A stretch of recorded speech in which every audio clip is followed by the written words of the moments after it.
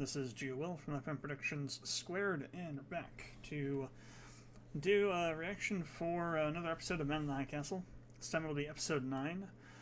There's only 2 more episodes left, and I'm kind of interested to see where it goes. In episode 8, a lot of stuff happened. Let's go over it. So, the episode opens up with a scene where some representatives from Japan are having a it's kind of like a treaty signing with Smith and some other people from the Reich. They are fashioning out some sort of treaty that will I guess probably some sort of like ceasefire or non-aggression pact or something. Basically saying that the Reich will not attack Japan while they are withdrawing. There's also some language in there about the Reich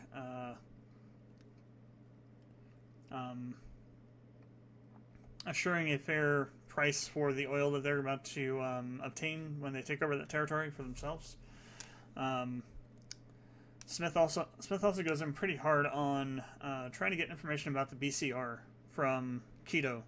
But Kido basically shuts him down and says, "Oh, they've already burnt all the records and things like that. They don't have them anymore." It was kind of interesting. Smith was focusing a lot on the BCR, maybe because he sees that and realizes for what it is. There's already this kind of movement brewing in the Reich as it is. And now they're potentially inheriting another one from what's left of the Japanese Pacific states when they take them over eventually. So that was all interesting. I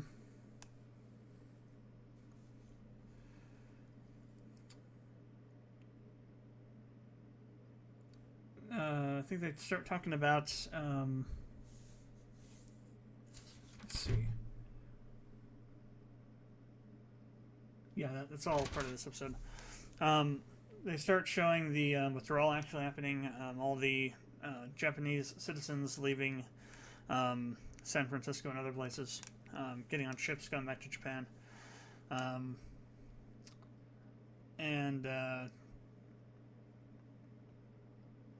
Kido and some of his underlings are talking about roving bands of Americans that are going around and attacking people as they're leaving. I believe Kido calls them roving bands of Gaijins, and Gaijin's kind of it's a slang for non-Japanese, for foreigners.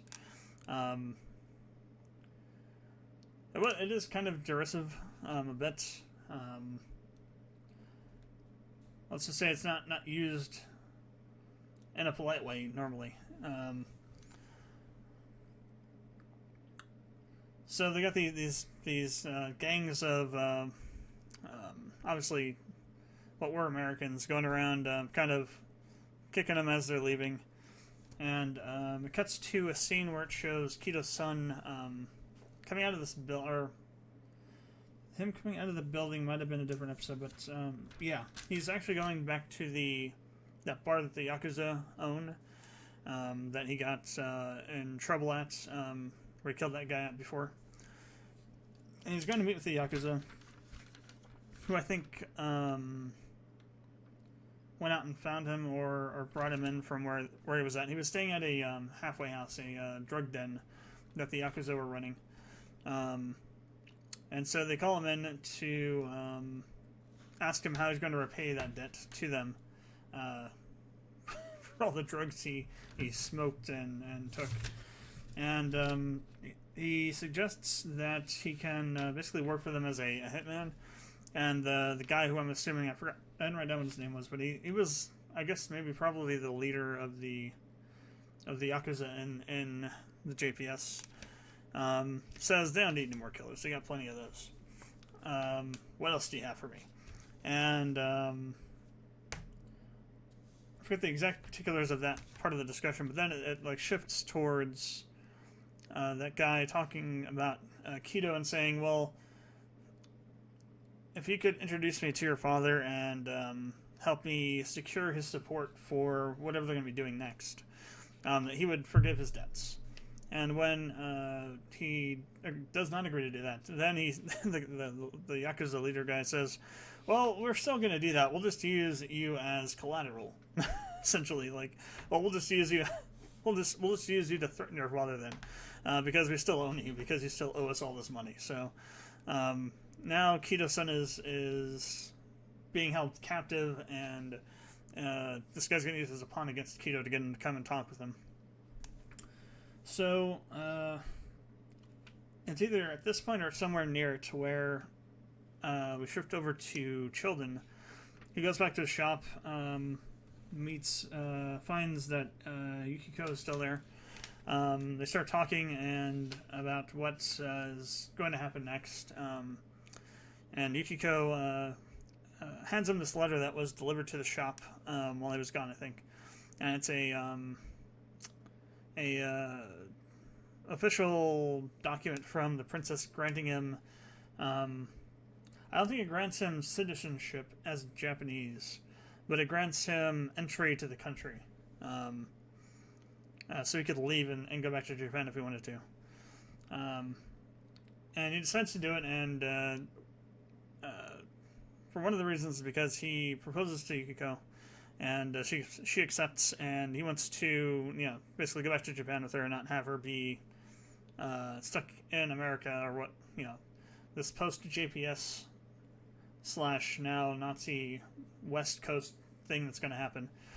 So they decide to leave. And I thought at first maybe they were going to have some sort of like a thing where they, maybe not in that episode, maybe in some other episode in the upcoming ones, where he ends up not being able, they end up not being able to make it to the ships, and they don't get to leave. They get stuck or something, or Chilton gets killed or something. But he might actually have a happy ending out of everyone in this series.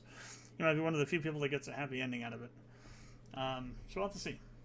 So after that, I would switch back over to Kido, and he's basically closing down shop at the Kempetai headquarters, making sure everybody's gone, everybody's leaving, making sure that the documents are gone and whatnot, burned and whatnot. What's this? Call blocked, potential spam. And he gets a call from that Yakuza leader as he's leaving, and the guy says, I have your son, I want to talk to you, meet me at this location. Basically, he wants to meet him downstairs at the building that he's in. He's calling him from that location that he's at, I believe. So Kido locks things up and goes to go there, and then gets ambushed by this group of pissed off people that want to beat up Japanese as they're leaving, the Gaijins as he called them. Beat him, and they hit him in the head with a pipe and knock him out. When he comes to, he's been strung up on this, I think it's some sort of cordage made from wires and stuff that they found around the place, I think.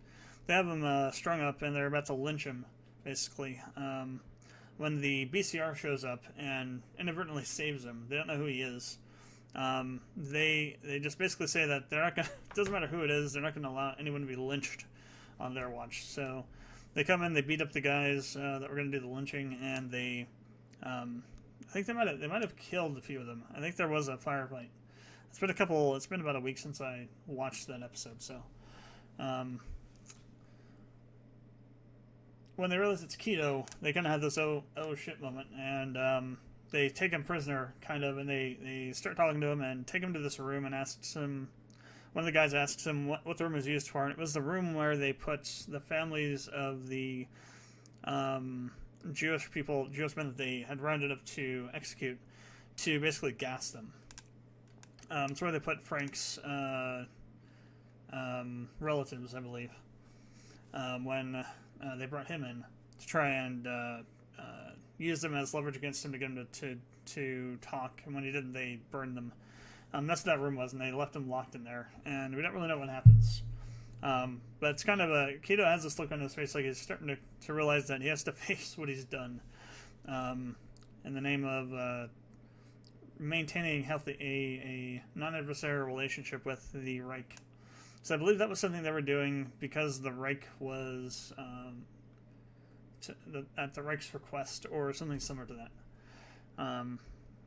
The whole thing when they started introducing that into the lore of what's going on at the JPS was like back in season 1, I think. So it's been a while, a couple of years since I've watched that. So that was pretty interesting. Let's see.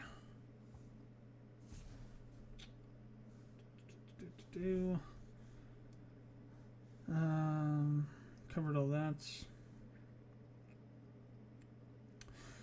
So the episode ends with one of the, I think it's one of the Obergruppenführers from Berlin comes to talk with Smith, and it's being really kind of pompous and arrogant like it usually is, but a little bit more so than usual. Like he knows something that's coming that Smith doesn't, and I think Smith picks up on that.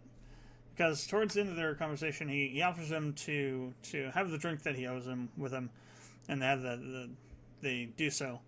And then shortly after that, what's his name? Bill, Smith's second in command, comes in and throws down this manila envelope or manila folder, and it has this information in it from one of Smith's housekeepers, who we see. Did I write down who it was?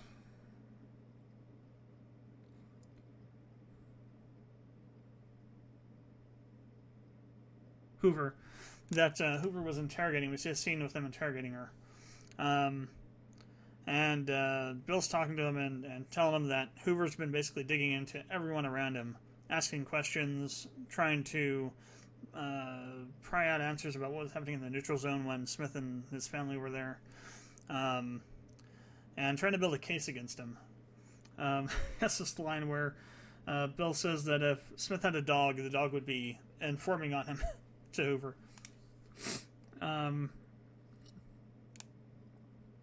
So at this point, Smith knows, I think, that things are coming to a head, that the people back in Berlin are coming for him.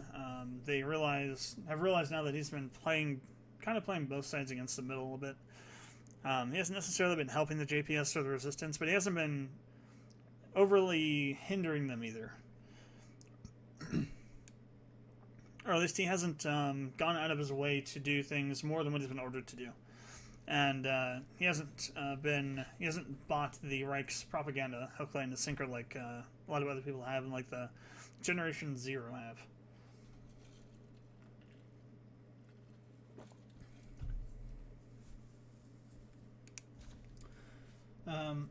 So he and Bill are talking about what's going to happen and what will happen next, and what to do when it does happen.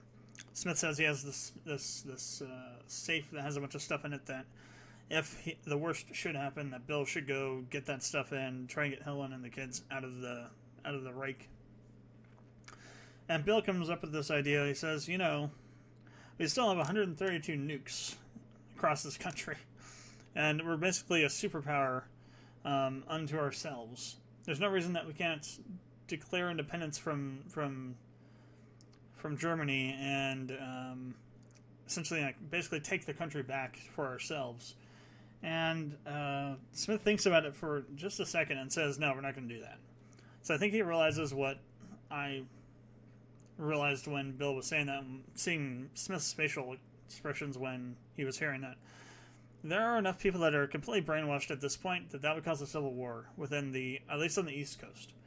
You have the Generation Zero people that are literally sending their own parents to re-education camps, which is just a fancy way of saying concentration camp, for not profusely believing in the crap that the Reich's trying to sell them. You have the people that are in power now that don't want to give up their power, even if they don't agree with what's going on. They don't want to give the power up, so they're going along with it. Smith realizes that if they try this, those two groups are going to combine into military force on the other side, and their side are going to have to fight a war to see who wins out of this whole situation. And he doesn't want to do it. Does not want to be the one that sets it off. Doesn't want to be the one that has to lead it. He's just like, he's tired of dealing with the crap, basically. I think all he wants to do is just go through the portal with Helen, and well, can't do it with Helen. Helen's alive. So I don't know what his end game is then. He does have the Nazis still keeping tabs on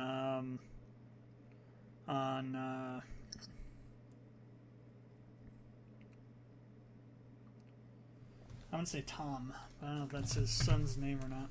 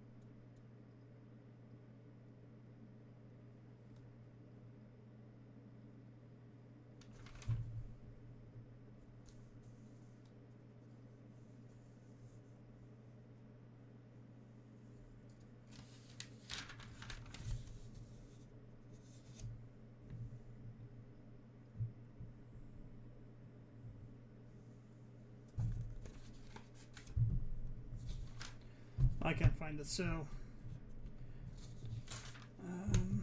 it's definitely got to be episode 7.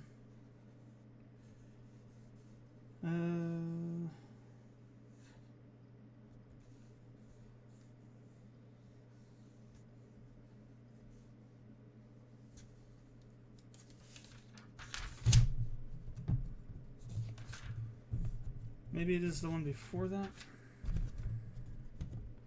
Part of the problem is I have a whole 2 pages I didn't write anything on because I skipped them by accident.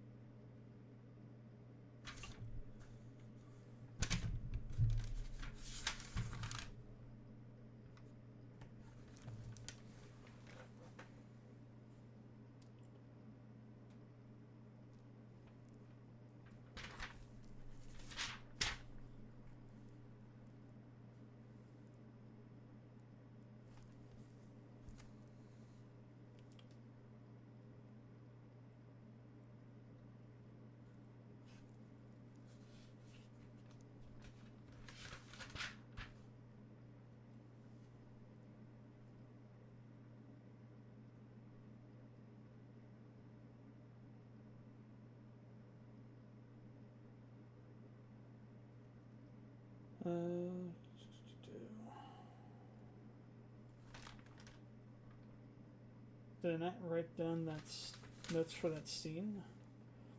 Pretty sure I did. Maybe I didn't.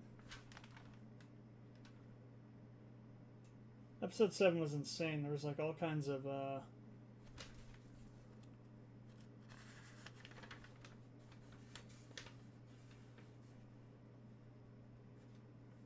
notes that I took.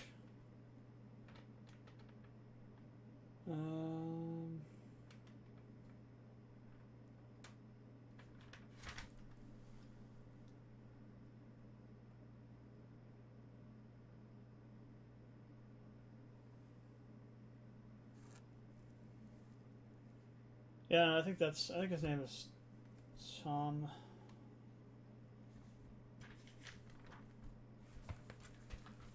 Let's see if I have it somewhere else. This is annoying me now, so I'm going to look it up. Something annoys me like this, I have to look it up. It's just a thing.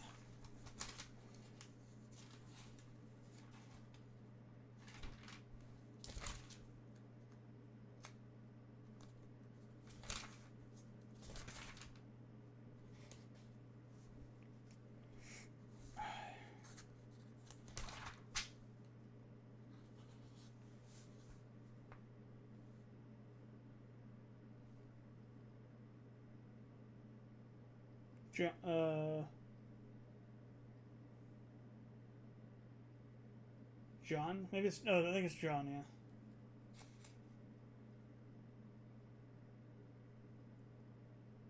Thomas. Is it Thomas? Tom. Yeah. Thomas is short. Tom is short. Tom is Tom. Okay. Tom is short for Tom. Tom is short for Thomas. Yeah. So I don't know what his plans are with that, because he's got Nazis still tracking Tom and keeping track of where he's at, if he's, in terms of where he's at with the military. I think he's still in basic training. I don't think he's been shipped out yet. So, what I think is going to happen, this is my speculation now, I think he's going to send in a team to extract Tom, bring him back to this reality. Then he's going to take him, Helen, and the girls, and he's going to try and flee to the neutral zone. And the only problem is that I believe that the Nazis are going to try and steamroll the neutral zone to essentially take over the entire country now that they have the ability to do so. They don't have to worry about getting a nuke thrown in their face by the GPS. So I'm not sure what his endgame is in all of this. And the backdrop of all that is the fact that the Resistance wants to kill his ass. Especially Juliana and Liam. They both want him dead, so who knows what's going to happen. So, let's go ahead and get into episode...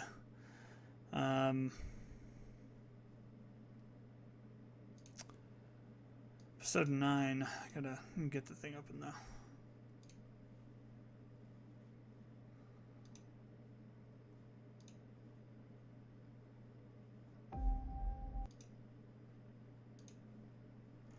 Alright, episode 9's name is For Want of a Nail. The day of judgment has come. We put together a group of Nazi hunters. Hello. Hello. Tony Award-winning actor. What's a bump? I won.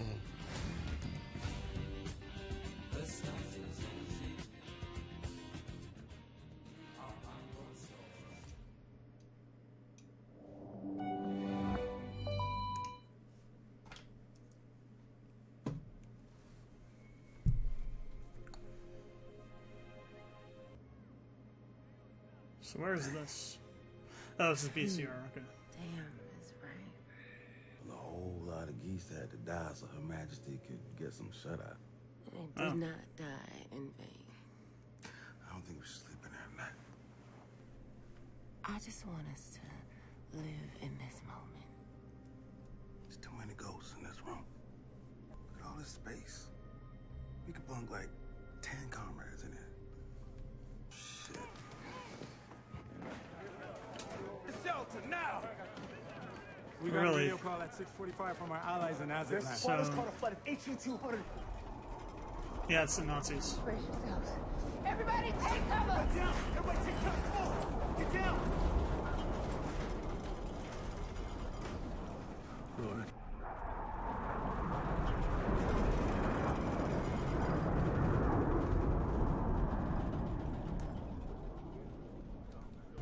So they're blitzkrieging.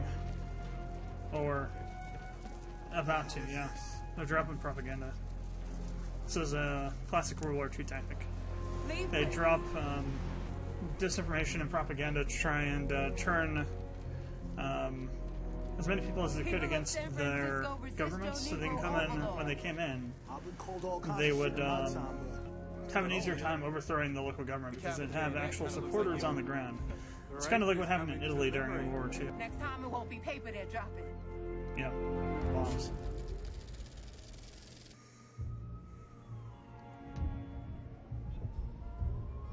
Berlin. We haven't been here too many times. Oh, damn, it's been some Berlin.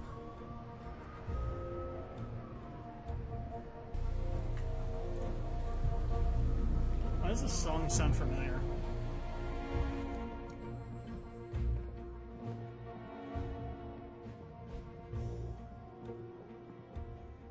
Who's this guy? Oberstgruppenführer Eichmann, I'd like to introduce to you Reichsmarschall John Smith. We've met. Oberstgruppenführer? General? Bitte hier entlang kommen. So is he rank above the other guy, but underneath I'm afraid this Smith? will take a few hours. I'm sure you'll want to get some rest.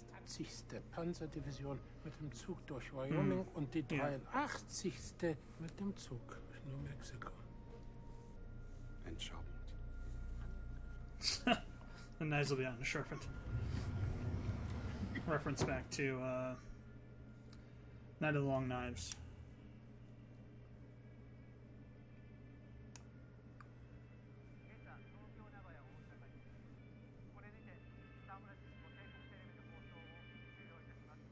Empire TV, San Francisco.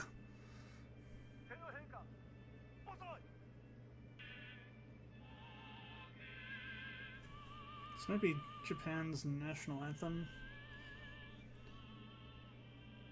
At least from back then.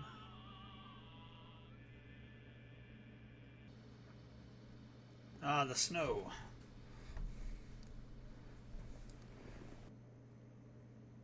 Most powerful tool of psychological destruction ever created in the history of mankind. What the hell?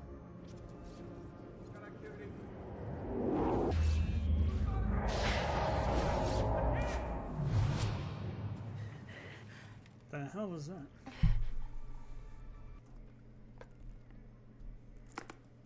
The hell was that about? Did that lithograph fit? We've packed too much. That's our whole future in that suitcase. It's taken me years to curate this collection. That place looks empty. Just stay hidden, no matter what you hear.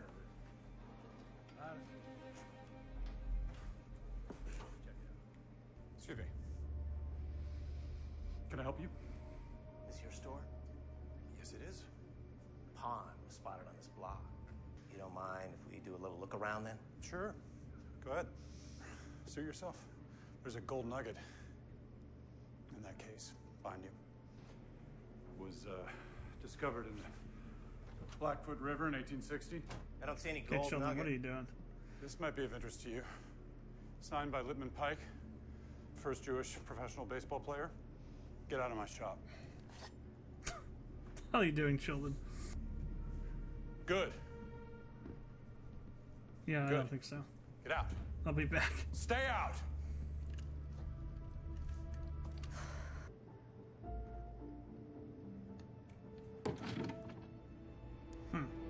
Oh, she's looking for evidence of what Juliana told her.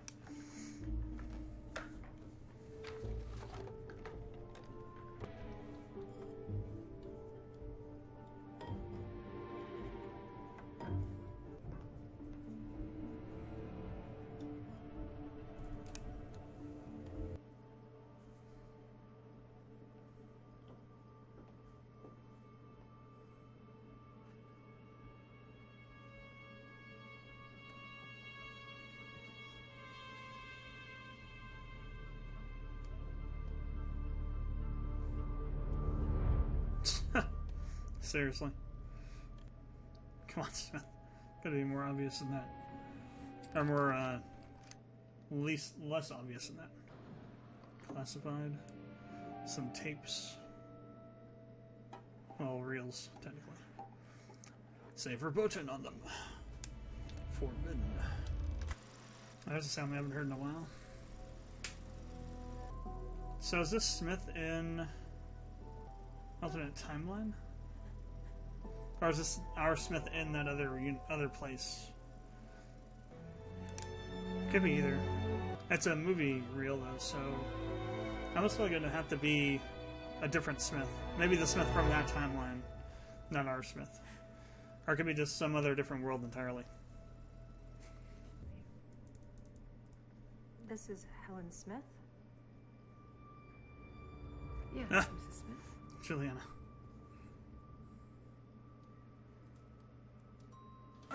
Sir, if I may. Japanese only. Yes, I'm aware. This is a letter of transit signed by Her Majesty the Crown Princess.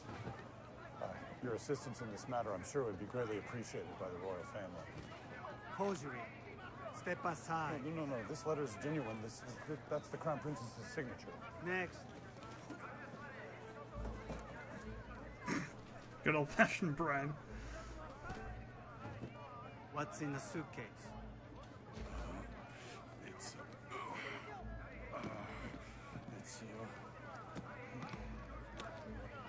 This is a Verge Fusée quarter repeater.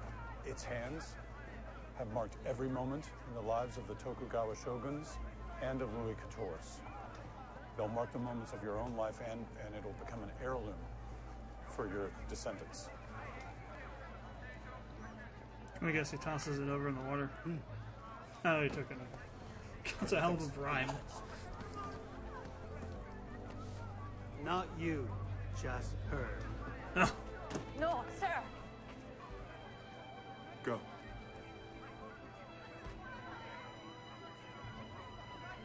No, no. ダイヤの指輪です。2号さんにどうぞ。Yukiko, don't. It's okay. Hey, Sir, hey! Just her. Sir, please. There's no other way. You go on. You're my husband. We belong together. I know, but it's impossible. I love you so much, Robert. I love you with all my heart.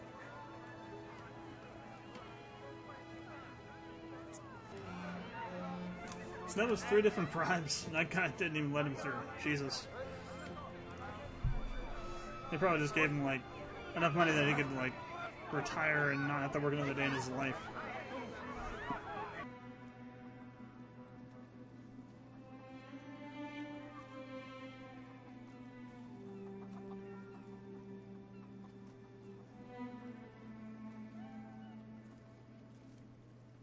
There's a section of the old Southern Pacific Rail line that runs right to the migrant camp in Salinas. These power transformers are badly damaged. Yeah, well, we weren't thinking we might need them when we blew them up. All we wanted was a homeland. 40 acres and a mule. We got half of North America. Just gotta hold down San Francisco.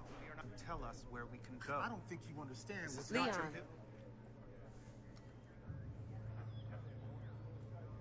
All right, who's in charge here? All of us.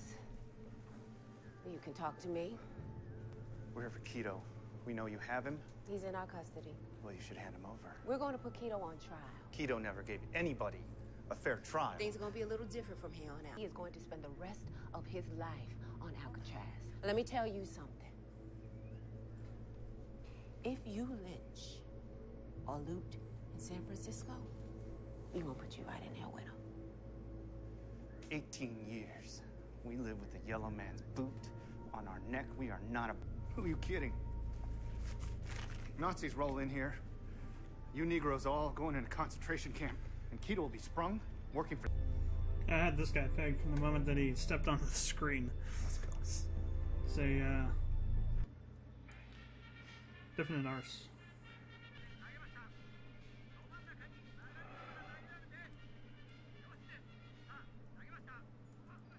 You were right. Okudara was a good trade for Yamahara. Aren't you Is this Keto's other son? aren't you? Or is this his son that we know when he was younger? Of course. You will serve in the army. I'm sorry, Father. No, that's his son that we know, not his other one. How does that sound?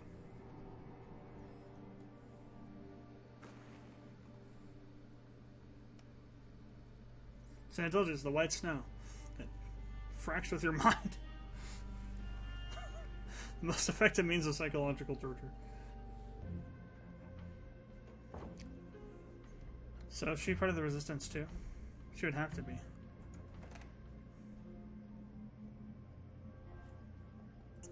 Right through there, ma'am.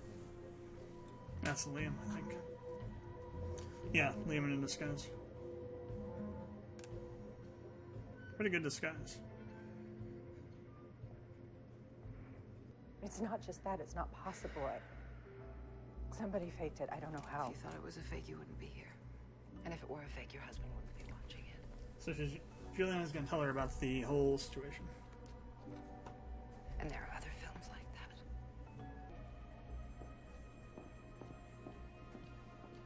Martha's like, I don't like this one bit. Ma'am, I'm sorry, you'll have to wait in the lobby. How would she know which room that they took her to? That's weird. You'll have to go back up the stairs. I'm going to have this whole floor searched. Stay here. Should I just pull the trigger now? I need to tell you the location so you can murder him? Well, it's him, or millions of others.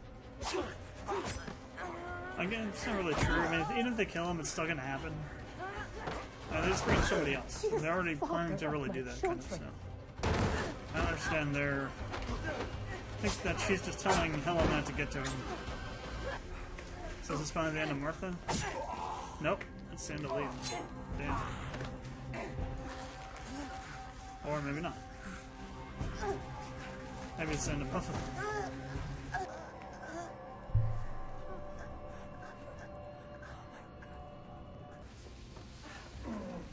Now they're gonna burn her. Let's go. Die Eroberung des nordamerikanischen Westens wird in Etappen erfolgen. Zuerst wird die Luftwaffe kritische Befehlsflächen bombardieren. San Diego, Los Angeles, San Francisco, Seattle, und so weiter. How much value to the Reich will these cities have if they're reduced to rubble? The aerial assault will break the will of the population. Next, our panzer divisions will cross the border from the neutral zone in a blitzkrieg strike. Supported by our Wehrmacht battalions, we will have control of the west coast within a week. Smith, you are a skeptic? Invading the West is one thing, Meinführer. Holding it is another.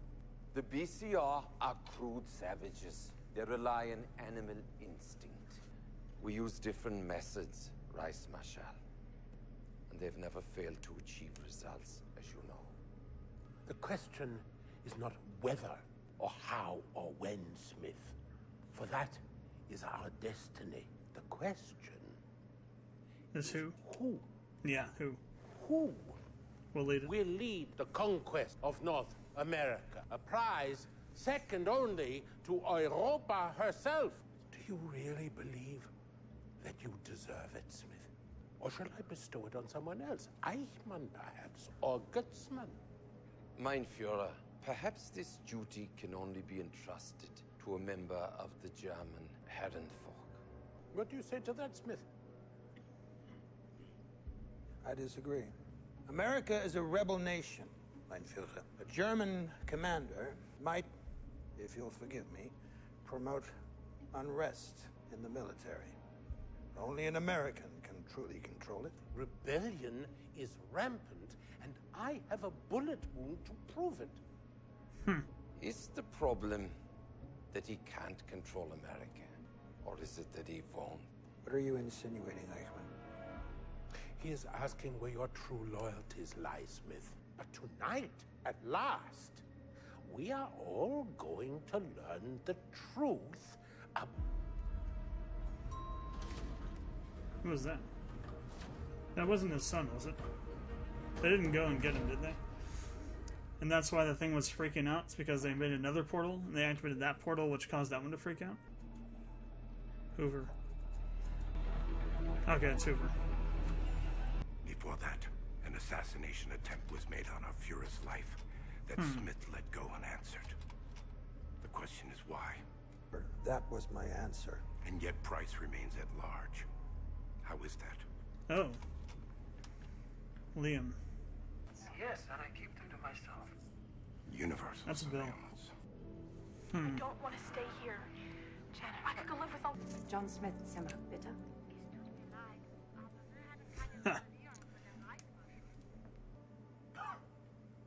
Margareta and I have 3 daughters.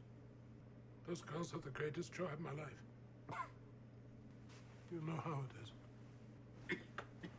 But there are certain things that a daughter can never be. When a man gets to be my age, he needs a son. I thought of you as that son, John. I saw myself. If anyone had hurt you, shot you, as those assassins did me, I would have hunted them down and strangled them with my bare hands. But You did nothing to avenge me. As the tribute to the man who gave you everything. When did you even visit me when I was sick? Nothing. Say something, Smith. If not for yourself, then for your family. Say something in your defense. What can I say? Führer, you're right. I never loved you. I never saw you as a father. I saw you as a petty little tyrant. You're a mediocre man. Failed chicken farmer. The very thought that you see yourself in me, it sickens me. Smith trying to kill him?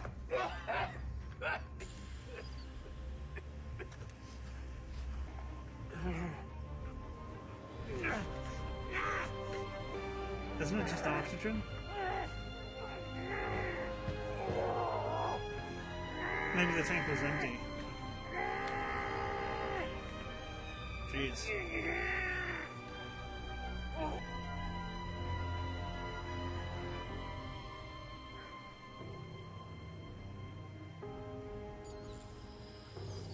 Oh, it's poison.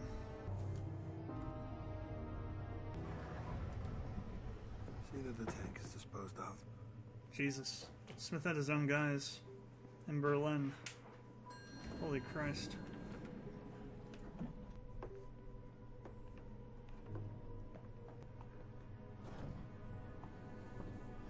Holy crap. Him? Only an American can rule America. I found your words quite moving, but it seems they found your speech unpersuasive. He did all of that. The others were more pragmatic. Jesus Christ. I left Hoover for you. When did this all happen? Them becoming allies.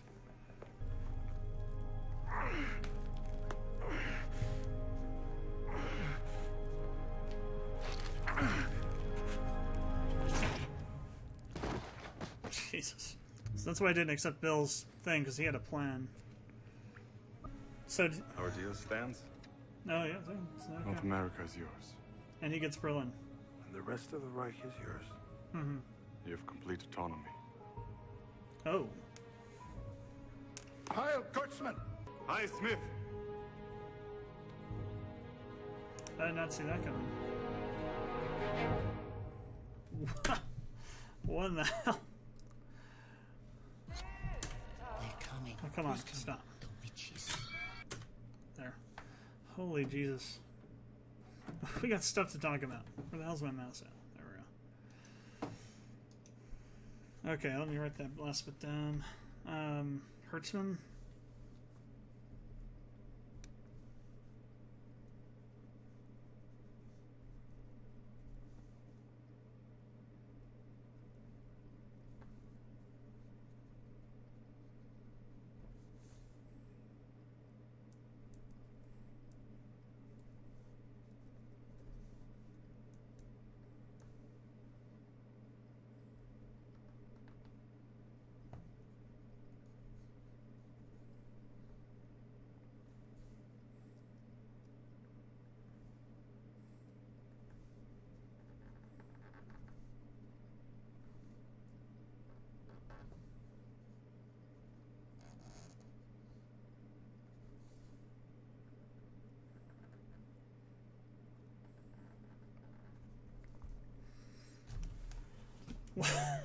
Wow.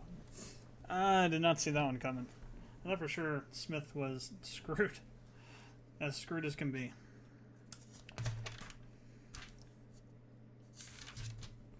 I have to go forward a few pages. I had to go back to that empty space to write stuff down. I was behind the entire episode writing crap down. This was another insanely dense episode. Okay, so the episode opens up with the beast with a shot with Bell and whatever his name is. I didn't write it down. I don't remember it. Basically, the second in command of the BCR. They're in one of the royal states, I think, and they're sleeping in the Imperial Princess's room, basically defiling it, if you will.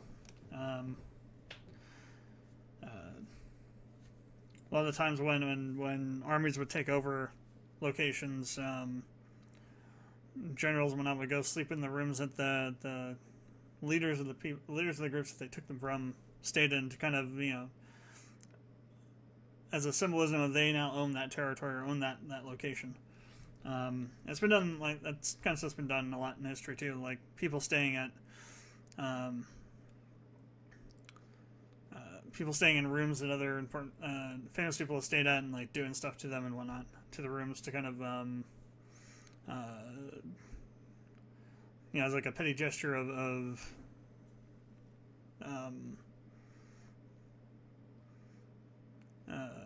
disrespect to the people that were there before or whatever. That kind of thing. That's what they were doing. And then one guy says that he doesn't feel good staying there, and that this room could, you know, house 10 or more of their people, which was interesting. Then it cuts to them leaving there and going back to the Kempetai headquarters. And then there's like they hear airplanes going overhead. At first I thought they were doing blitz. There was actually a blitzkrieg, but they were actually dropping propaganda. So that was a common thing that the Nazis did during World War II. Before they moved on to forcibly taking a country or a particular city, they would fly planes overhead, drop propaganda, and try and turn the citizenry against the local governments, and to try and make it so that they could take over that area without having to bomb the hell out of it and destroy all the infrastructure. It would also help them in terms of espionage too. They'd be able to pick up some number of insiders that would be able to leverage to spy on and sabotage for when they would invade.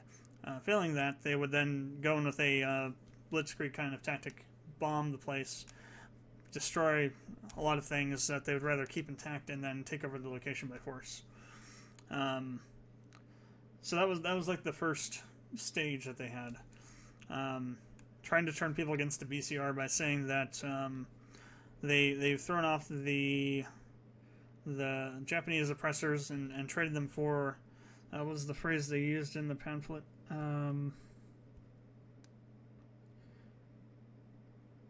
I think I wrote it down as resist your Negro overlords. I think it's what they wrote in it.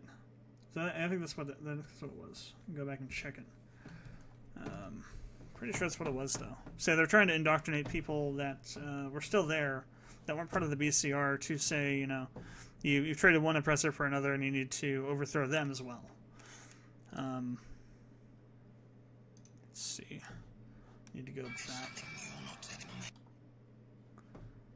to the previous episode.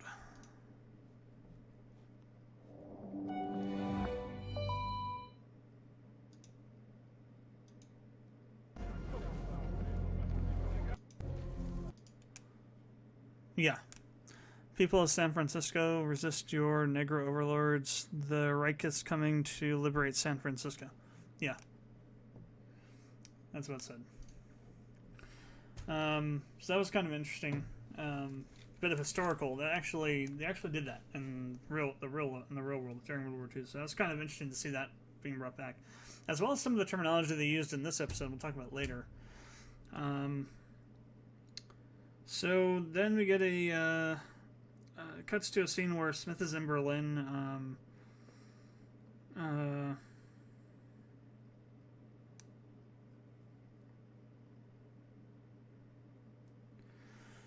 They're taking him to the party headquarters to meet with all the generals and higher-ups and determine how they should execute this invasion of the neutral zone, and then furtherance of their invasion into the Pacific states, now that Japan has left. The next thing I wrote down was about the portal. So the portal kind of partially activates or something. I don't know what's going on with that.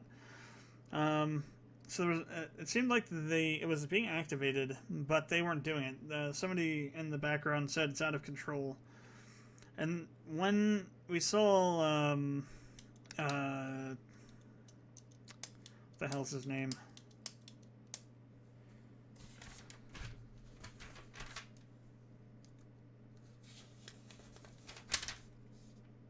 Hoover.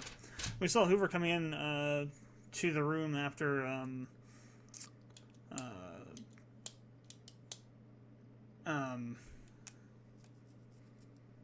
the couple of the group were questioning Smith's loyalty, and I thought it was Thomas, that maybe they wouldn't got him. And I started thinking, what if the Nazis built another portal? What if this is a Stargate kind of thing, where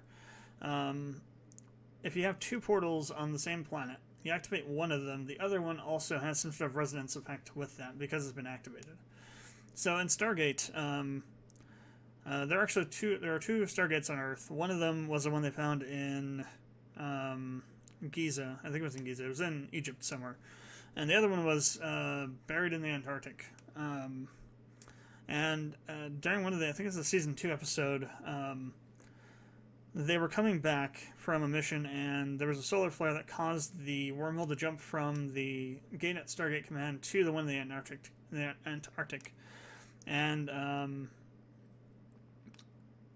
they were trying to figure out what was going on, and there was also an issue where they couldn't turn their gate on, I think, because there's some sort of weird like interference or something from that gate for some reason.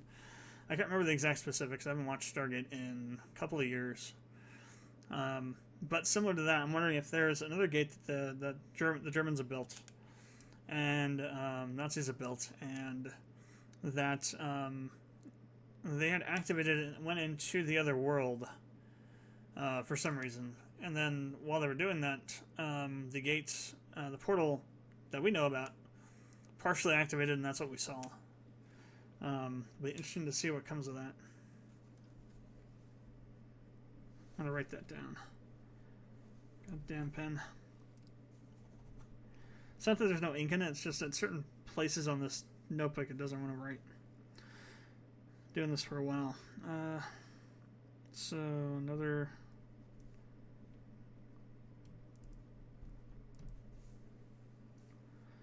Put SG1 as a reference, so I know about that. Anyway, so that was kind of an interesting thing, kind of a WTF moment. Then it cuts to children's shop. There's some of those guys that have been roaming around looking for prawns to round them up and kill them.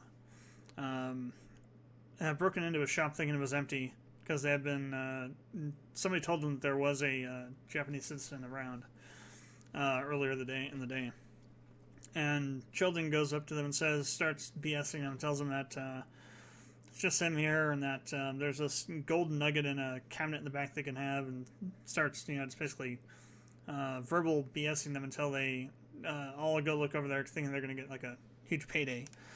And they... while they have their backs turned, Chilton goes over to the display case and pulls out a bat and threatens them with it.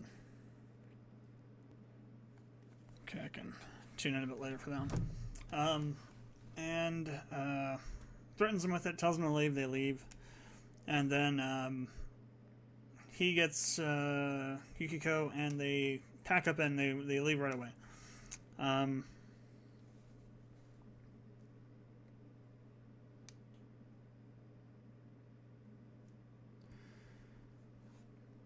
Then I'm just going to skip over the next part I've written to the other stuff with Chilton. So they get to the port where the last ship is being boarded, and they get to the front of the line, and the guy says only Japanese allowed. So Chilton shows him this writ of passage that the Empress gave to him, and immediately the guy says this is a forgery, and doesn't let him through. So Chilton starts, or Yukiko starts pleading with him, and then Chilton hands him a huge stack of cash. Says, here, take this. The guy takes it. Says, you still can't go through. They ask, what's in the bag? They have the suitcase with a bunch of stuff from his shop in it. So he opens it up. The guy starts rummaging through it, picks up some clothes and says, this is trash. Throws it in the river, in the ocean, and then starts to pick up this box, and Chilton tells him, wait. It's very valuable, and gives him this whole BS spiel. Not BS spiel, but he does his thing and tells him about this really antique watch that's probably like close to 100 years old or something, and is crazy valuable, and says, here, take it. The guy takes it. you still can't go through. Only she can go through, so she goes through. And then she turns around and gives her ring to the guy, and then he says, "You still, just you can go through." And at that point, Chilton goes up, and we haven't seen what happens to him yet. He's sitting on the dock, watching the ship go out to sea, and wondering what to do with himself, probably.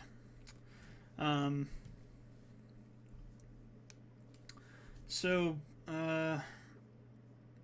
while all that's going on, Helen's rummaging around through Smith's office, looking for any information or evidence of what Julian had said, to see if what she said was true from the last or the episode before, about Smith having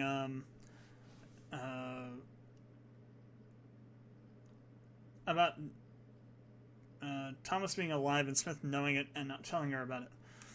Because one of the big things that she keeps on repeating, and this has been repeating in this season, I think part of the last season, was that they don't lie to each other. It's like the last thing that's sacrosanct in their marriage, and that she still believes that's going on. Doesn't really believe Juliana because she doesn't believe Smith would lie to her. So she's rummaging around looking for anything and finds this locked drawer. Can't find the key initially, and then starts looking around for that key. And Smith, in his infinite wisdom, decides to hide the key behind a picture of Himmler. I think that'd be the most obvious place to look for something like that. But maybe Smith, knowing that Helen knows him, and that he doesn't particularly like Himmler at all, thought maybe that it'd be the last place that she would look. Discounting the fact that Helen's kind of pretty smart and can work out that that's what she thinks. That's what work out that that's what he thinks she would think, and then does the exact opposite, and finds the key to open it, and finds a confidential folder of information, and a gun, I think, and also some tapes, some canisters of film. She throws them on a projector and finds out that they are videos of Smith, her, and Thomas from a different timeline. One in which the Allies won. They're on some random street corner eating ice cream and messing around, joking around. And she kind of can't believe what she's seeing. So she calls a number that Juliana gave to her in preparation for it, kind of like a way for her to call her to notify them that she wanted to meet with her and discuss the topic more. It's a number to a hospital, and she says that when she calls, Martha walks in as she's calling, and then she has to say she's calling in for the appointment that she had set up at like 11:30 or something like that. Where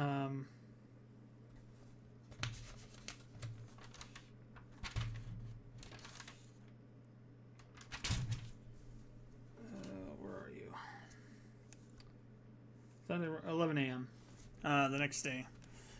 So they put somebody, the Resistance puts somebody at the reception desk, and when she comes in, takes her back, takes her through a door down to the basement where she runs into Liam.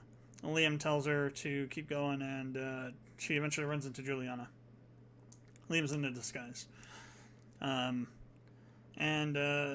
Juliana basically tells her what's been going on and what Smith has been doing behind her back, and the portal and all that stuff.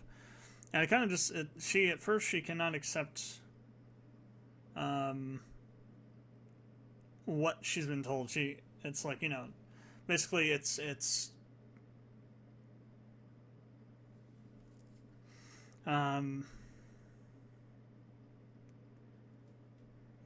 she has a hard time taking it in because it's contrary to everything that she believes that she's lived over the past like a year or so.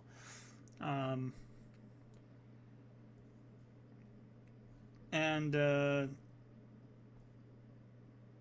doesn't want to believe it either.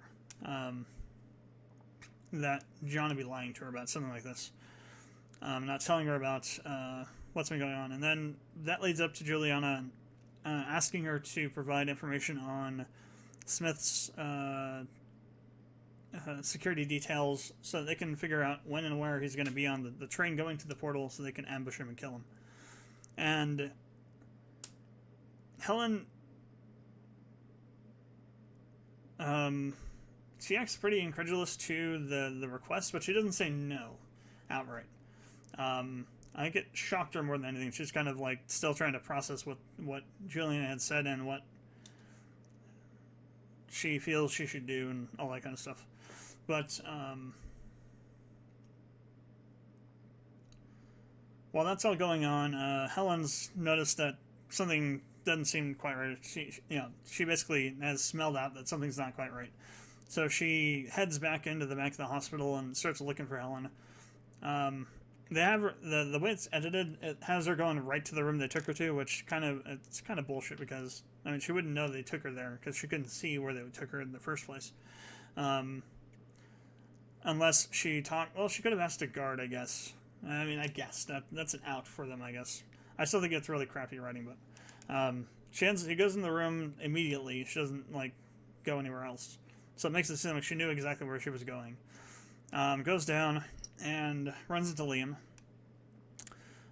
Says that she is lost and asks if there's a restroom down there. Liam says no and says you should go back upstairs. And then she says she's going to look around some more, which was kind of interesting.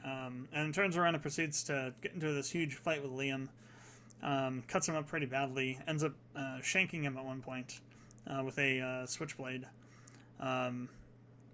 Liam manages to knock her off her feet, and they get in a squabble over the knife. And while that's going on, Juliana comes up behind her and garrots her with a piece of surgical tubing. So Liam is pretty jacked up, but Helen's dead now. Not Helen. Martha's dead now.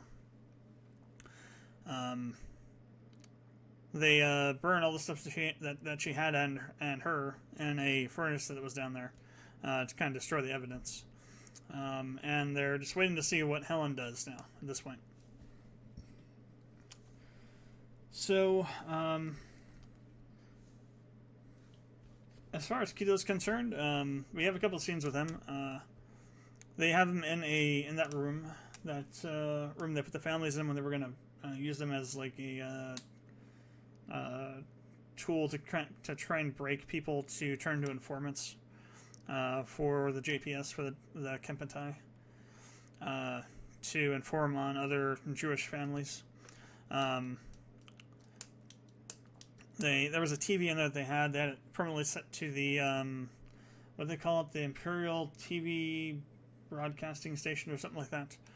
And they when they're showing the scene, they're having the last broadcast on the network, and at the end of the broadcast day, I think they were playing the Japanese national anthem at that time. I'm not sure if it was the real one, but it was the one for Japan in the show. But it might have been the actual national anthem for Japan at the time, and in reality as well. Then it cuts off and it cuts to snow. Cuts to snow. That stuff is like it's like I said during the reaction to the episode. It's the most nefarious psychological warfare created ever by mankind.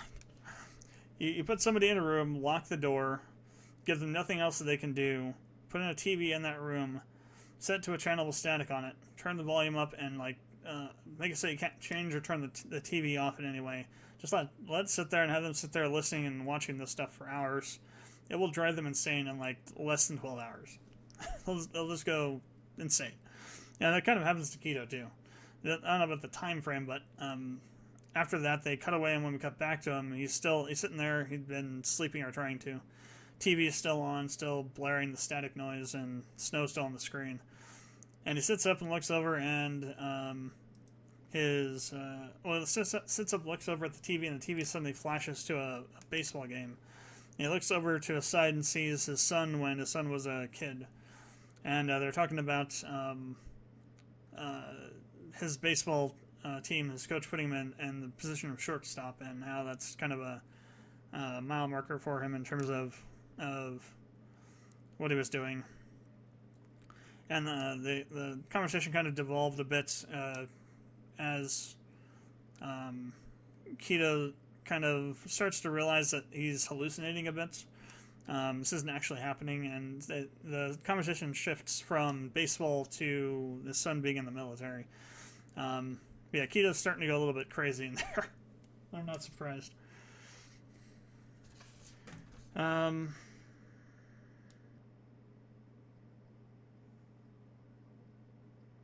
try to bribe a guard, yeah.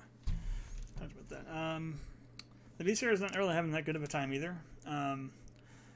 After they bombed the ship and all the oil pipelines, they also bombed some power stations because they didn't think they were going to need them.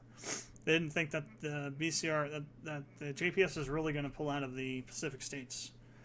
It was really going to leave, and they weren't prepared for it. So they blew up these power stations, and they have no way really of repairing them easily. So they're having to deal with power shortages and outages, and dealing with what comes from that. So they're having a tough time with that. And while all that's going on, these pricks that originally we saw going after Keto in the last episode show up and want to talk to Bell. They basically say, give us Keto because we want to kill him. Bell says, no, because we're going to put him on trial and stick him in Alcatraz for the rest of his life. And those guys scoff at her and thinking, Keto would never do that to prisoners of his. We should just kill him. And then Bell basically says, get the hell out, and says, if you go around and lynch anybody or kill anybody, you're going to end up there with him. And then these guys who they did it in such a way that it wasn't overtly overt. It was overt enough that if you were listening, you would have picked it up, but they were the typical kind of 40s and 50s kind of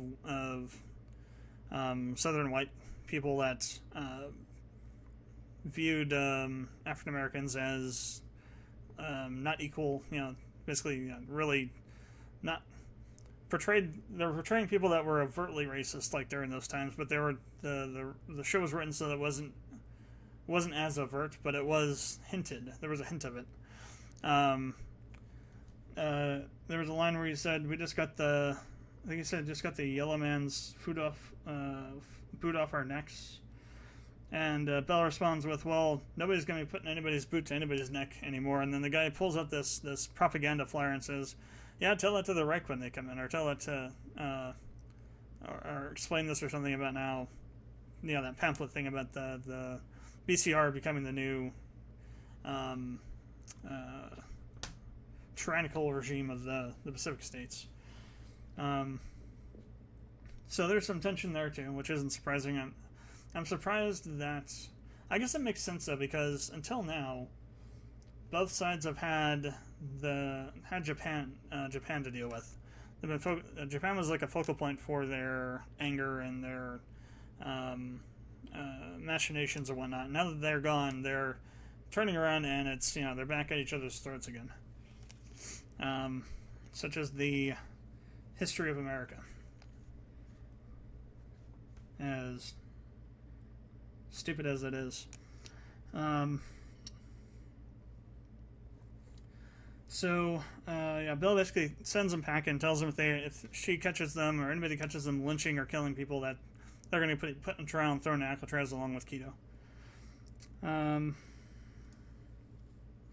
So talked about that. Talked about that. Now we're going to go backwards.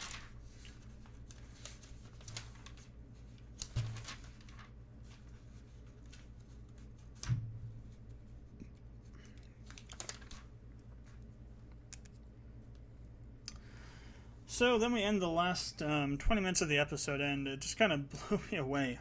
The last bit of this episode was better than most of the episodes in the rest of this season, to be honest with you. If you just sat me down and I watched the last 20-15 minutes of this episode, I'd give this episode, even though it would be that short, I'd give it like a friggin' 10 out of 10, because it had a lot of the spark that the original Man in the High Castle seasons did. that a lot of that's kind of been missing from this season for some reason. It's kind of an immutable thing. You can't really, there's no way to really describe it. It's just the pace of writing, the tone, the severity of it, the way that characters are written. Smith was portrayed originally to be super devious and ambitious, and after season 2, his character kind of lost that from the writing. Became a lot more diminutive, demure, a lot more cagey, a lot more reserved. You kind of saw hints and starts of it coming back a bit occasionally, but it was usually always really stamped up pretty quickly. And the last part of this episode was just that coming back in spades. So Smith is there. Well, Smith's talking to this guy. I heard the name, but I didn't write it down, so I can't really remember it. But basically, I think he's underneath Smith in terms of rank, but he's over Kurtzman, who's basically an Obergruppenführer, which is what Smith was before he became Reichsmarshal. I believe the rank that I heard Kurtzman say was Opusgruppenführer, which is maybe maybe he has like command of the Obergruppenführers around the world or something. I don't know. And maybe Reichsmarschall is not as high a rank as I thought it was. Maybe it's not second in command. Maybe it's just the leader of a territorial region within the Reich. So like there'd be a Reichsmarschall in America. There'd be one in Africa. Obviously, Europe in general would be Himmler. There'd be one for Southern America. There'd be one for I think Himmler would be all of Europe, including Russia, and East Asia as well.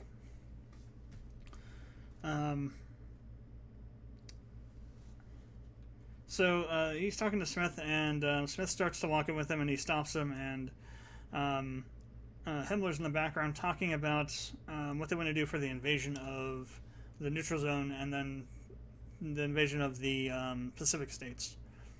And tells him basically that they're going to be talking for a while, and he's not really involved in this, and sends him off. And we come back to it, though. Smith comes in and is a part of the discussion about the plan they've worked out. And it's going to happen in stages, according to what they said. So the first stage is they take the Luftwaffe. So the Luftwaffe is, again, an actual historical thing.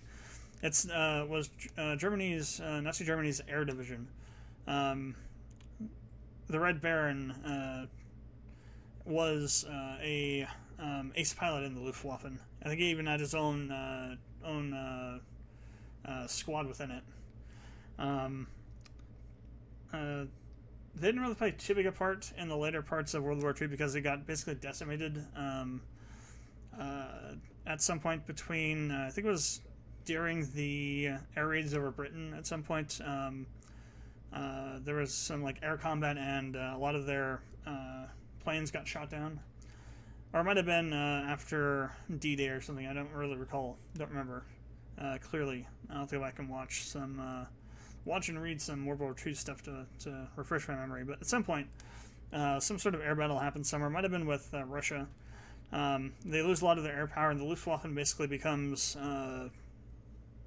non-existent. It's no longer able to be used as a military force. Obviously, now here that didn't happen, so the Luftwaffe is just as powerful as it ever was. And so the idea is that the Luftwaffe first goes in and starts from the lower states in the neutral zone up to Washington and Oregon, then comes back down the west coast, and they're going to be just bombing the hell out of everything. And then after that, they're going to have the Panzers, their Panzer divisions, and they gave a specific name of a division they were going to have do it, but I didn't catch it fast enough to write it down. Again, it was a historical thing, though. There was actually a division called that. And they're going to have them steamroll through New Mexico into Arizona and then into California and take over San Francisco with that. They're going to do a blitzkrieg with the the tanks, with their Panzer tanks. And while they're doing all this, Smith pipes up and says, "You know, I don't think this is really a smart idea." And that kind of sets him off. He starts complaining about the fact that that Smith, thinks that that Smith has these opinions that he doesn't agree with them, and that leads to Hoover being called in. And basically, Hoover has this friggin' dossier compiled about Smith and his family, and there's all kinds of visual and audio evidence that he presents about how, basically from most of this season and some of last season, the discussions they had, conversations that we've seen in the show, and builds this case up against Smith that says basically that he's a traitor and should be executed, and his family should be executed, and somebody else should be leading the Reich in America. There was what was the name of it?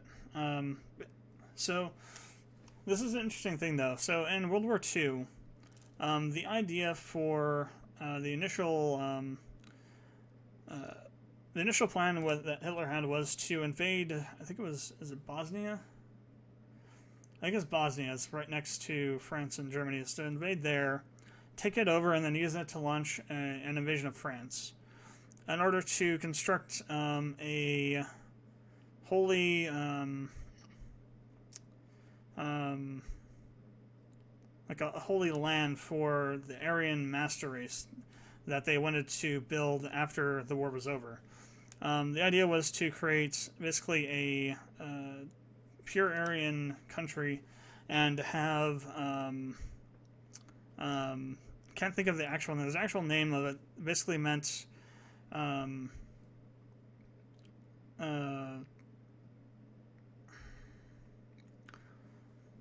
doesn't translate to English very well like Japanese does.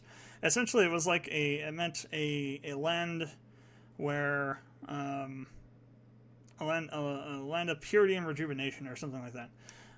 After World War I, Germany got hit really hard by the Treaty of Versailles. Their economy crashed into the ground, and a lot of resentment built up for foreigners and anyone involved with the writing of the treaty. That was then forced upon. Essentially, Germany was literally forced at gunpoint to sign this treaty against their will, and it basically was Germany lost everything that they'd gained.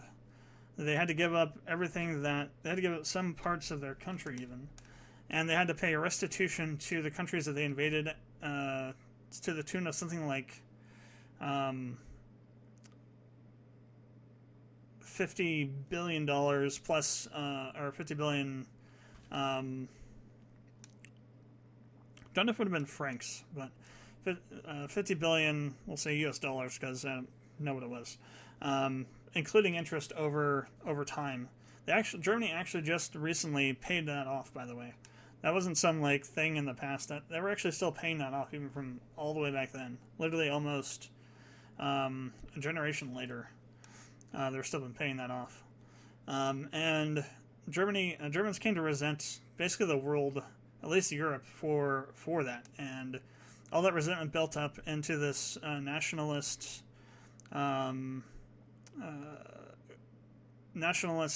sentiment, this really far right fascist kind of uprising that Hitler led in the early days, to then kind of sort of infect their government, kick out bureaucrats, politicians, and the media that did not agree with them, and essentially take over, do like a slow rolling hostile takeover of the government until they were able to implement, the full blown National Socialist Party kind of thing that they did, birth the Nazis from the Third Reich from. And the promise of all this craziness that Hitler had created was a promise of a land of purity and rejuvenation for true German people, descendants, Aryans. And that term was mentioned in this episode, and I didn't catch it, didn't write it down, and I can't remember it. But that's interesting they're bringing that in, too, because in this timeline, that actually did happen. Because Germany won. The Nazis won World War II. So that idea was actually brought to fruition. So that was interesting. It's kind of, I got like a small amount of goosebumps from it. Once I realized what the hell they were talking about and the implications of that. And I mean, of course that happened. It never occurred to me that did happen, even though it should have. So I mean, the writers of the show are bringing in historical stuff, historical facts and things, which really is what grounded the show in a really heavy dose of plausible reality. Kind of like World in Conflict, if you ever played that game where Russia invades the United States during, I think, the Cold War. There was a lot of, like, enough realism, enough truth in it to be a plausible alternate timeline kind of thing that would happen. That would have happened or could have happened. The best fiction is kind of based around that kind of stuff, where you take events that did happen one way and you posit actual scenarios where it could have happened a different way and entirely different outcome could have happened. Which is one of the things that drew me into the show in the first place, was that kind of that style of writing, that way of telling the story. So they're going over all this stuff, and Smith's just sitting there like just sitting there like, yeah, sure, that's true. It's like way the hell too calm. I didn't pick it up at first, but now thinking back on it, he was way the hell too calm. He didn't look that worried. It should have been an alarm bell going off because of that. So after all this evidence is doled out to the group, Himmler demands that John say something to defend himself, and he doesn't. And then I think it's the guy that Smith was talking to before, the Opus Gruppenführer guy, tells Smith that Himmler wants to talk with him I think in an hour or something, and to go to his room in an hour. So I think it cuts back to some other stuff over in the JPS at that point. Or no, it cuts over to, I think, Helen. She returns home, and the housekeeper that Hoover interrogated tells her that something is, or indicates to her through what she's doing, she's like sitting there crying and doesn't want to talk to her, that something is very, very wrong. Cuts back to John entering Himmler's study.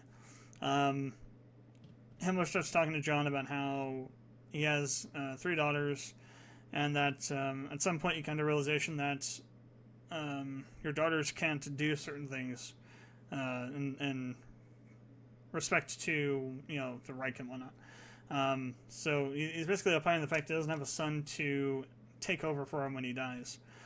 And then he says that he viewed John as that son, and but then came to a realization that when Liam tried to assassinate him, and John didn't actually basically burn the earth to the ground trying to find Liam to kill him, and didn't visit Himmler while he was in the office in the hospital sick, recovering from the gunshot wound, that John might not be particularly loyal, and that it kind of crushed him.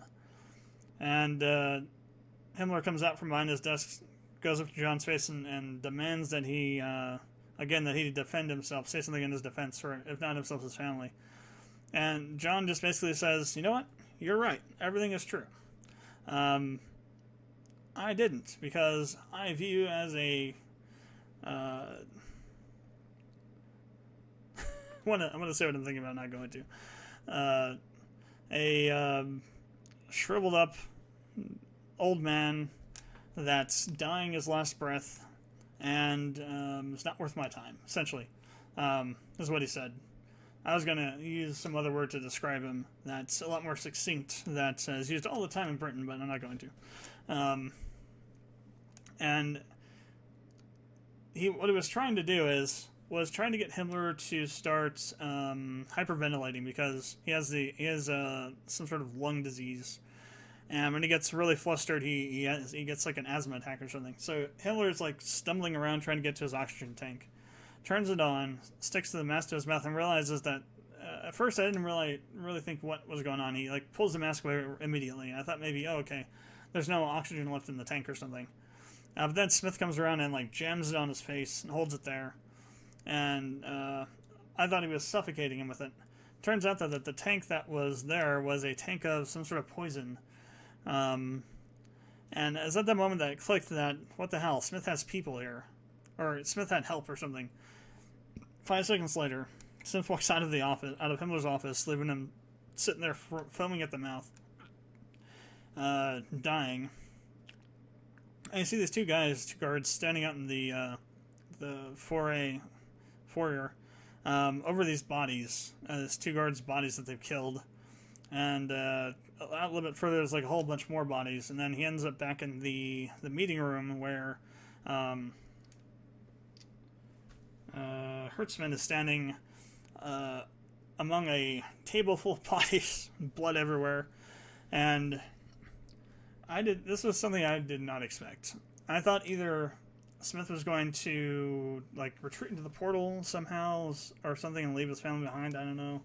Take his daughters with him because they weren't born in that world, so they could go there and not have to worry about not being able to exist there because they didn't exist in the first place.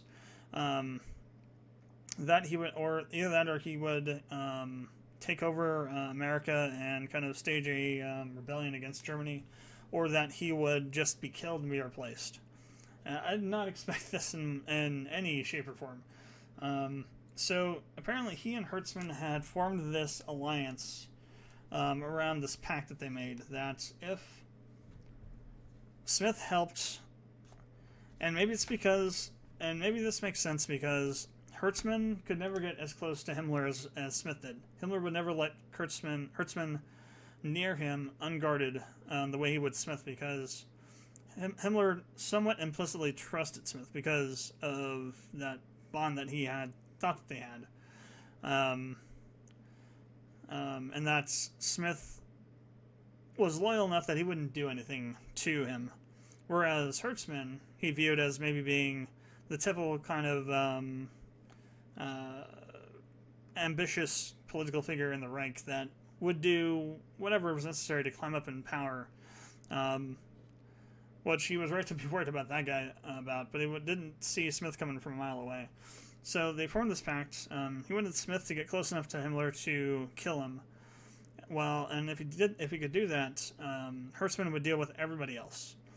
And Hertzman would give Smith control of the American Reich, full autonomy, and he would get control of the rest of the Reich. And that's what happened. That was like, I don't know, that blew my mind. I was like, holy crap. So yeah, I have no clue where this is going. Obviously, we're going to be focusing on Smith and Juliana now, I think. I think the last story that's going to be told is either them going after Smith or Smith going after her. Or maybe Smith trying to bring Thomas over. Maybe that's what it'll be. Smith trying to bring Thomas over.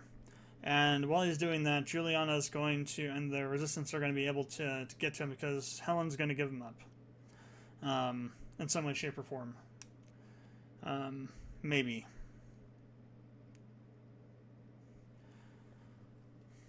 This is also true, though, that Helen knows now that the Reich's been spying on them and that there's something extremely wrong because she's been told that their apartment's been bugged all over the place and that she can't get a hold of John over in Berlin.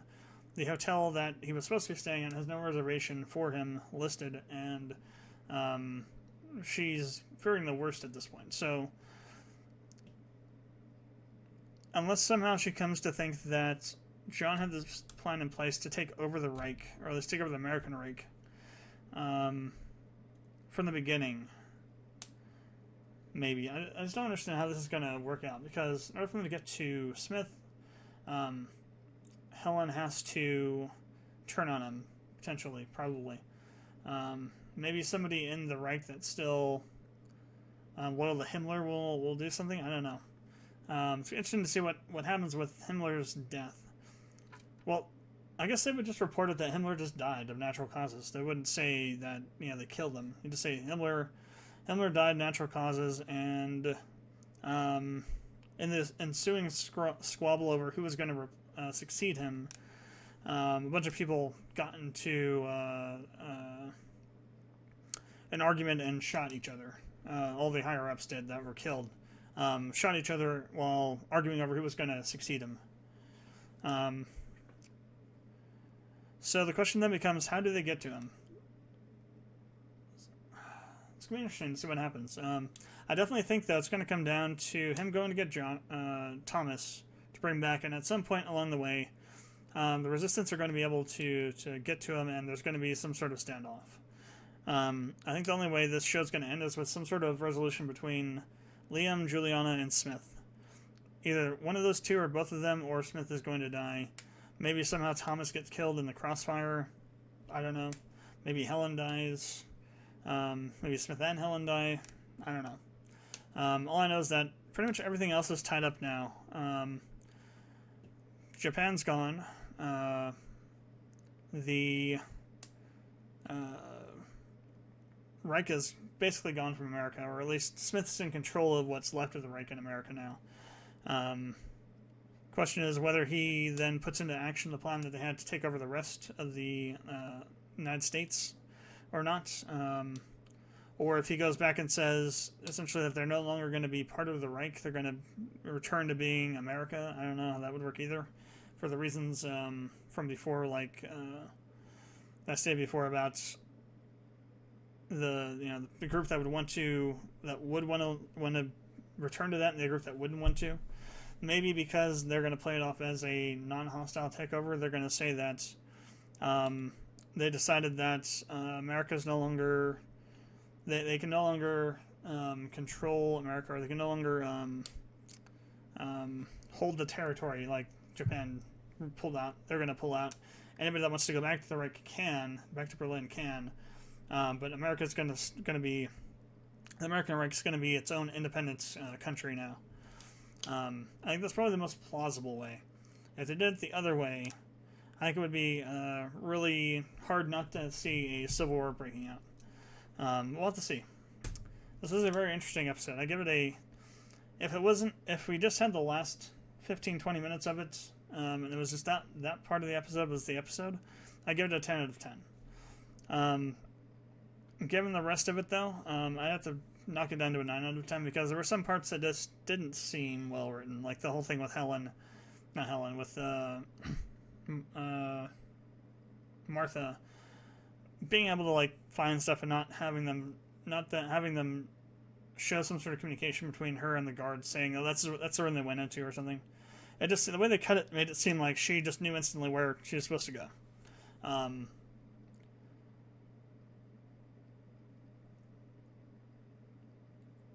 mean, I know they purposely did that to make you try and infer that she talked to one of those guards and the guard saw where Helen was taken. But when you're watching something and there's not really a hint, like they don't show her walking away from a guard, they don't show her walking up to a guard, they just show her walking around the back of the intake desk, and then it cuts to her walking into that room. They don't have her walking up to the guard at the top of the stairs and like nodding or showing her walking away from him. They just cut right to that room. So while I think it's reasonable to infer she did talk to the guard, they didn't show it. They didn't show anything to allow you to make that inference if you weren't already thinking about it. Some people might say, that's just really crappy writing, that she just knew she was going there. So that's why I'm knocking out the point off. Still a pretty good episode. Definitely better than the average episode this season. The last part of this episode was some of the best stuff from the season period. So yeah, I think the last episode is going to be pretty trippy. And once again, I wrote down literally 3 pages of notes. 3 pages of notes. These last episodes have been extremely heavy on note-taking. So, thanks for checking out this reaction. Comments, questions, leave them below. Appreciate it if you'd subscribe. And I will see you for the episode 10 reaction and the last one for this season. What we'll be doing for the, once we finish up the season and a reaction, what I'll do is I'll have a separate video I'll do where we'll kind of talk about the entire season, kind of go over the plot of the season, talk about some of the stuff I wrote down in the notes, and kind of go over and rate the season and the reasoning why I rated the season the way I did. And we'll do that for the, after every season of a show we complete, that I complete a reaction for, we'll, reaction series for, we'll do that. So, not sure about the timing of when that would happen. It wouldn't be like right after I finish it. It would take a little bit of time to do something like that. I'd probably have to go back there and rewatch the season and kind of take some more copious notes to kind of create an outline to read from. So I have some general ideas and actually have information like the names of people. So I'm not saying, oh, that guy, the guy, the like that guy that's second in command of the BCR, or whatever his name was. Actually have the names to be able to use and whatnot. So, yeah, again, just something a little more extra added onto it that you normally don't get from other reaction series to kind of differentiate mine from others. But yeah, so that'll probably be coming maybe, I'm not sure when. We'll probably do the last reaction, record the last reaction tomorrow. Well, not tomorrow, tomorrow's Friday. So probably on Saturday sometime, maybe Sunday I'll do it. And then maybe once that's live on the Monday, the next Monday, because the next Monday I'll just upload everything I have. Because I'm going to do the 8th one, this one, and then the next one all together at the same time on next Monday. So maybe a week or 2 or 3 after that. It also depends on what's going on with certain things like the remake. Final Fantasy VII Remake. The demo comes out, that's going to throw off the schedule a bit, because I will probably play the demo a couple times on stream, a couple days in a row, if it does come out on March 3rd, like I think it might. So, we'll see what happens, but thanks for checking it out, and I will see you next time.